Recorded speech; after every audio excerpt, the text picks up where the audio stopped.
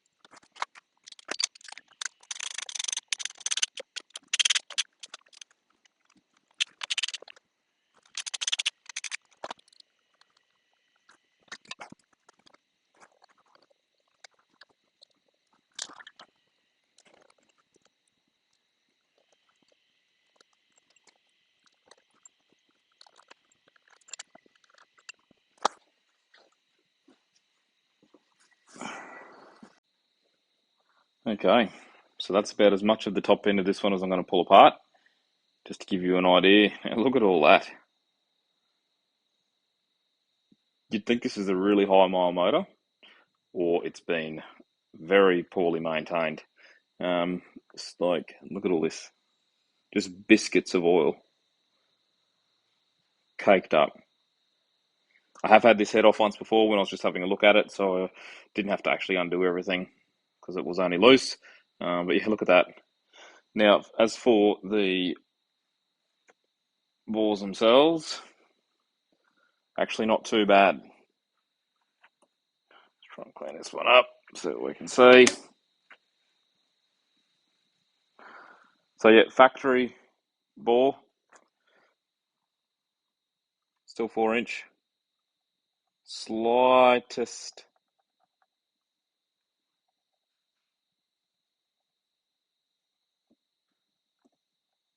bit of ring ridge, only very minor. And you can actually see a bit of cross-hatching when you put a torch on it. So maybe it's not that high mile motor, but just really poorly maintained. The head, much of a muchness. That's just caked on thick. Have a look. You can just scratch it off layer by layer. Now, I'm not going to be pulling the header intake off this one here. As I said, I don't want to be retorquing anything down. That's a running motor. Don't want to mess with it too much. But I will show some photos that I'm pretty sure I've got of what this one looked like with the heads and intake pulled off. Explain that in a little bit more detail later on. All right, we'll keep going, rip in, flip this over, drain whatever oil it might have in it out, and look at the rotating assembly.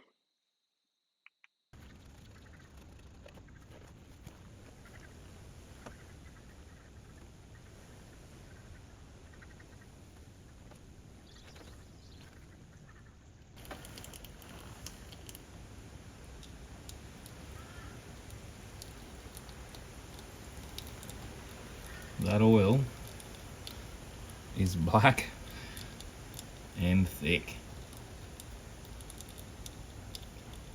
At least it had some. So, yep. Poor maintenance, poor service history on this one, I think. Probably combined with some high miles. Could almost think that was diesel oil. All right, so oil's drained. Time to turn this thing over.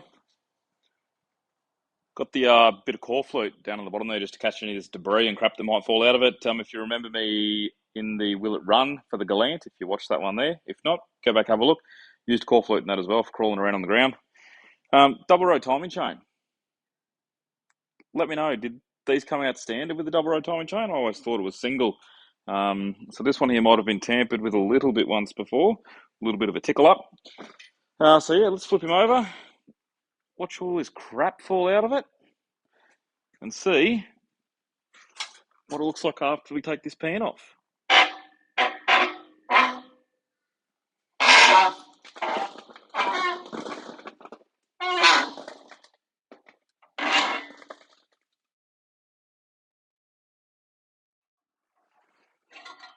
As expected, I'll bring you in, have a look at all this crap.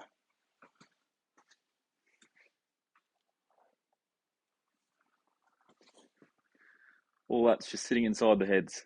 I haven't chipped any of that away. That's just what it's like from sitting there. Crazy. Core fluid doing its job, catching that bit of oil. Throw a rag under him anyway. That'll sort that out.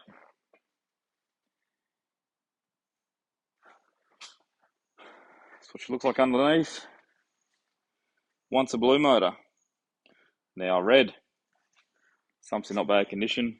A few little scups and bumps, as you'd expect for a motor of this age. What these vehicles were used for. These were the four-wheel drives of the day. Beach trips, country holidays, tow your camper van too. All right, let's get this apart.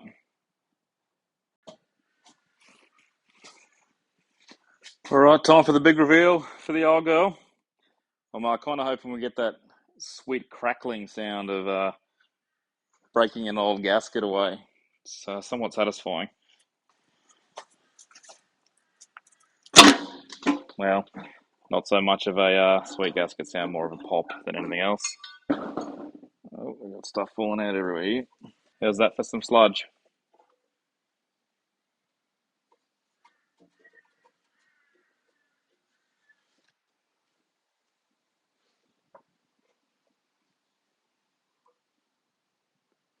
Pretty gross. All right, let's take a look. Pick up, not too bad. Bit of crap fell in there when I took that sump off, but yeah, nothing too terrible. A few little flecks. It's going to be rebuilt before anything happens to it, if anything happens to it. Looks fairly vogue stock in there. Not that I really know what I'm looking at. I'll clean a little bit of stuff up and we'll come back and see if we can find any markings to determine whether it's been played with much or about how she left the factory. I'll be back. All right, so we've wiped all the key indicators down. So caps, stamped Holden. All of the rod numbers match up. So, for example, 8 and 8. There is some stamping on the back of these rods as well. It's like a series of numbers and letters. I'll try and, this one here's the best one. Get it to zoom and focus probably for you. Does anyone know what that's about? Let me know. I'm pretty keen actually to understand if that means anything. Yeah, whether that's just standard factory markings on the back of these rods or if that's something a little bit different. But just what you'd expect, I'd have thought, by standing up, by pulling a standard engine down. First time for me, so everything's a discovery. Keen to hear your feedback and get some knowledge from you guys that are watching. Much appreciated. Had a bit of a play around. Nothing's loose. All the caps seem tight. Doesn't seem any play in the crank. It all looks pretty good, just dirty as can be.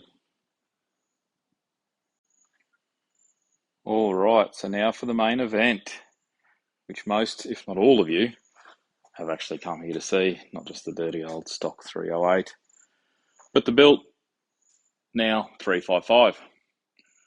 Start by taking the heads off and flipping the old one back over. Then we'll start running through some comparisons and go through just what this motor is. Let's get excited for the carby reveal. Nothing exciting at all, it's just a carby. But BLP modified. Again, let me know what that means, I've got no idea. I do like that it's got a proper bracket for the accelerator. Just much better than something that's been jerry rigged up. Like I mentioned, MSD distributor. Let's get these heads off, show you the Jessel lifters, compare it to standard over there on the bench.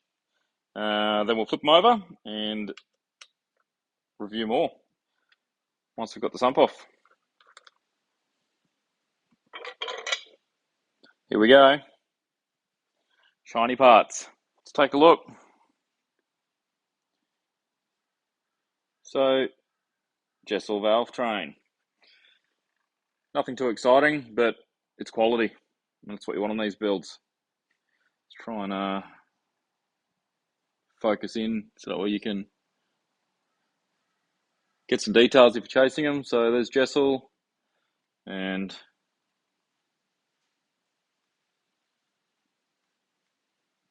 doesn't want to focus for you, but that's the part number.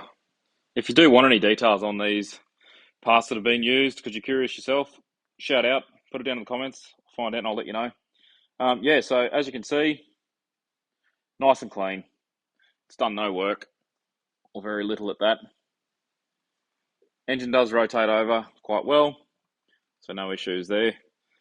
Oil pump's still operating too. It's pumping out a little bit of oil, so that's good to see. But before we actually kick it in the guts, we'll make sure that's right. So you got this stud assembly here, different to factory, with the pressed arms and each individually mounted on their own stud. We'll go over and have a look at that now. Standard head. You can tell the retainers and the springs are considerably larger on the 355 heads. They're your press rocker arms. Standard push rods. Quite dirty, not compared to the new one. Comb intake manifold. It is single plane. Don't know if you can see down in there, but slight rise. I would not call it a high rise by any means. There's a little bit of room to play in there. Firstly, look how good this core fluid is at catching all that crap and debris that come out of that. All right, so moving on. Oh yeah, clean the pan. First time I've drained the oil out of this, so I want to see what comes out. Make sure there's no sparkly stuff. That would upset me dearly. Curious to see what volume comes out of this. Dipstick has been removed. You can't see that anyway. So it's going to be below that, but I've got about 3.5 litres out of the other one. Normally you get about 5 litres in these. Larger sump. Curious to see where we're at. All right, I'm expecting the oil to be pretty clean out of this. Nothing crazy or nasty at all. Yeah, be pretty disappointed actually. What's that? Some engravings there. ASR serial number 7 litre. Well, there you go. How awesome is that?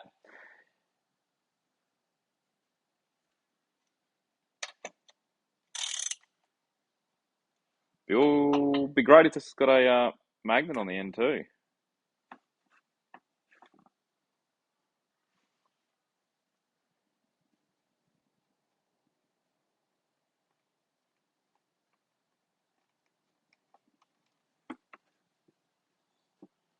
Got a bit of colour to it.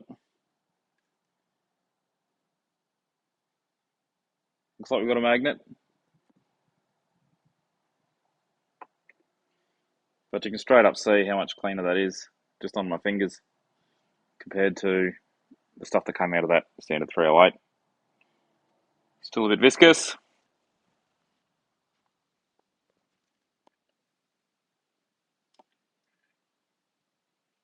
Might be a little bit of grit in that, but anyway. We'll see. Not concerned yet.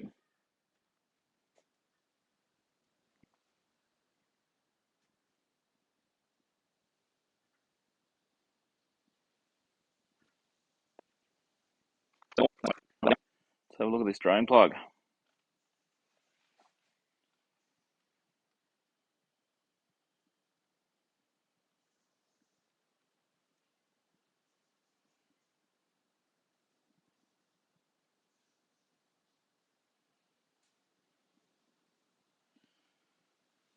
little bit grey.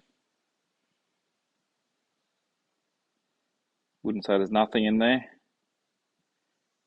A little bit of grit.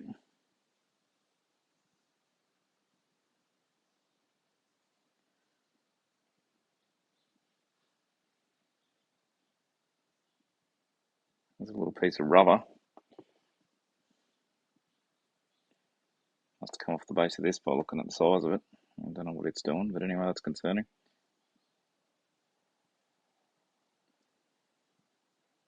I don't think there's anything there that you wouldn't see out of a fresh motor, to be honest. Very small fines.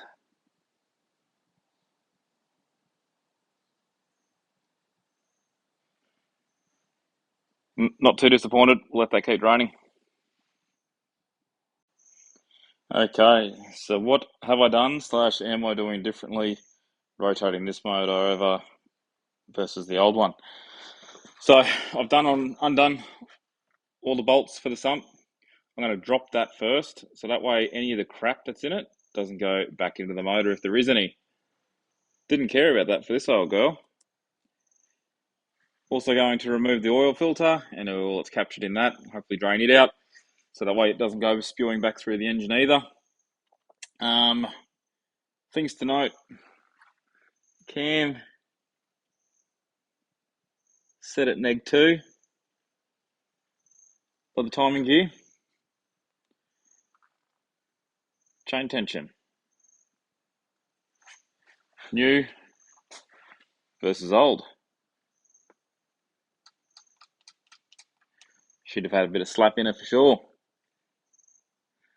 I think I mentioned it's a double row. Not sure if they came like that from factory. Love to find out. If you do know, please comment. Double row, roll master. Fuel eccentric. I need to pinch that one from here to put it on the new motor. To do that, also going to need the correct dowel. Too short on this, and there's that big washer in the way. If you look close enough, you can see that there's, you can't see, won't focus, a port there in that top gear for the stud to come through. So anyway, let's get that filter off, drop this sump, see what we got. I'm pretty excited, but nervous at the same time. All right, so all the things I wish I could find right now. A rubber mallet will be one of them. Cannot find where mine are, of any of the poly variety. Just going to try and tap this down gently and catch it. Here we go. Try and squeeze in it.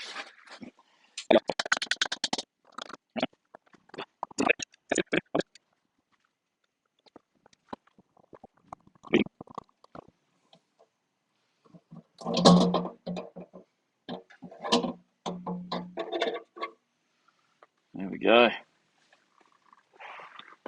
I am excited. Keen to see what we got. Flip this old motor over first. Can assume the position for comparison.